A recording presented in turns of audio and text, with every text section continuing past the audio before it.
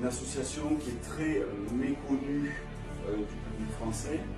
D'abord, la première chose qui est méconnue, c'est que les gens pensent que nous sommes des salariés, des professionnels du sauvetage. L'histoire, c'est que c'est une association qui est née de la fusion de plusieurs sociétés qui existaient et qui ont commencé à exister en Bretagne.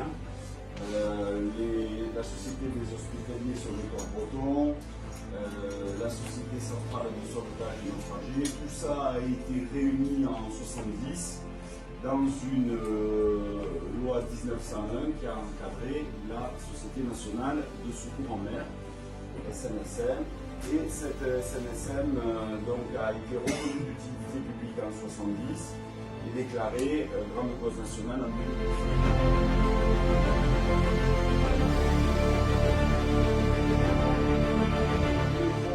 Vérifie le point. C'est sur son point dans la zone cross. Alors pour le cross-med, c'est pas compliqué, c'est toute la façade méditerranéenne.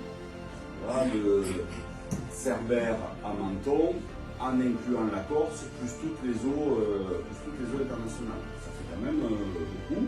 Cross-med situé à la Garde, avec des relais sémaphores le long de la côte. Un sous-cross du cross-med, c'est le cross-med Corse, qui fonctionne la journée, qui ne fonctionne pas la nuit, pour soulager un peu le cross méditerranéen sur les opérations de jour. Donc, j'en reviens à mon Mayday. Le cross regarde le point de diffusion et en fonction des stations SNSM, va déclencher la station.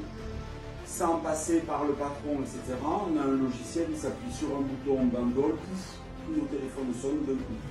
Il n'y a plus de pageurs, de textos, de je sais pas quoi. On est en lien direct, ce qui permet aussi d'avoir le lien direct de la SNSM sur le téléphone et donc suivant l'astreinte de le laisser téléphoner ou pas. Donc là, sauvegarde de la personne, on est appelé en direct par le cross, on part, il faut que tout le monde soit à 15 minutes maximum d'embarquer. Ce qui limite aussi le champ des bénévoles opérationnels, hein, parce que pour être opérationnel, il faut être à 15 minutes. Moi personnellement, il faut que je sois à 15 minutes et il faut que je sois équipé. Donc, il faut que je compte quand même au moins 2 minutes pour me dessaper, mettre une combinaison et partir en courant sur le bateau. Ouais, il faut s'entraîner pour enfiler tout ça en 2 minutes. Je confirme.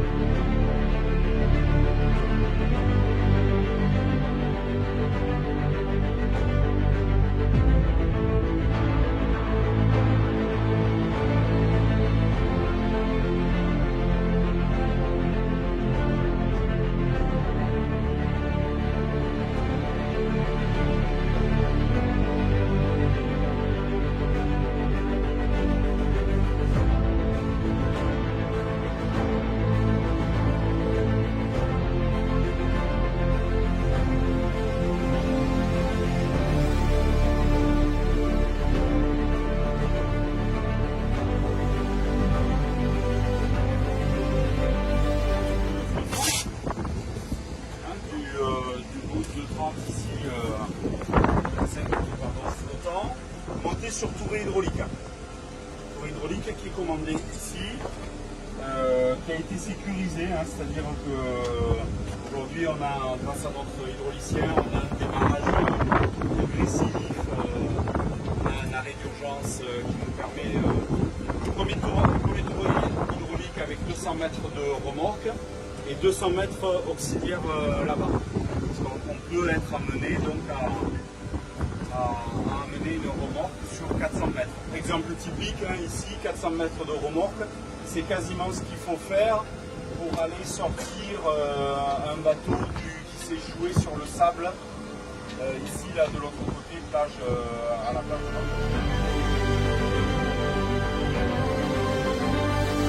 La recherche la nuit, la nuit, on va rarement sur un point qui nous est donné. C'est souvent un nageur s'est perdu, il faut faire un trait de côte, hein, donc avec le projo, on va suivre la côte le plus du doucement possible pour essayer de repérer quelque chose qui serait... non, celui-là c'est sur l'extérieur, ils sont sur le devant. Voilà, et ils sont actionnés par une poignée à l'intérieur. Ils sont vraiment dédiés à une personne, c'est-à-dire que le barreur il barre. Le radionavigateur, il fait radionav. Le barreur, il ne fait pas les deux postes. Vous voyez, ils sont complètement décalés. La liaison radio avec le cross ou le requérant se fait ici. Le radionavigateur sur son écran va faire la route, tracer le point du requérant, etc. Et quand il a fini, il l'envoie sur l'écran répétiteur du barreur. Le barreur n'est pas dans le protocole, n'est pas forcément le patron. Le patron, on pourrait imaginer qu'il soit là, derrière, à côté, et finalement qu'il ne fasse que donner les ordres. Le barreur, lui, on lui donne une vitesse, un cap, et le radar.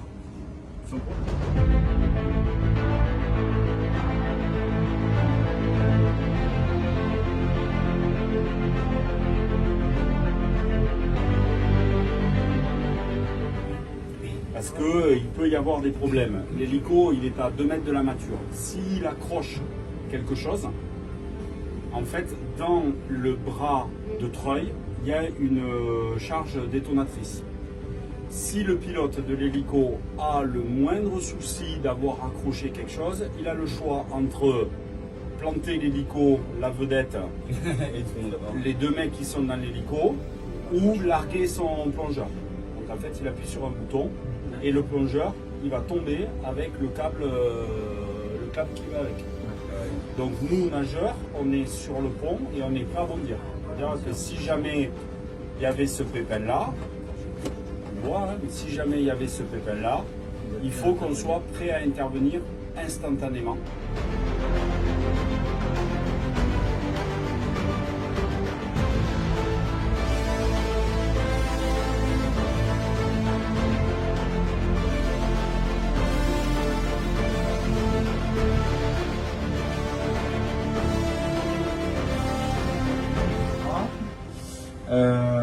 La partie secours, vous avez ici ce grand sac là qui est le sac des nageurs. En fait, si je dois partir, les nageurs doivent partir sur le requérant et qu'on a besoin de matériel, dans ce sac là, il y a vraiment tout ce qu'il faut pour les secours, y compris l'oxygène. Sous-pesez le sac, vous allez voir que c'est sympa, hein, même si...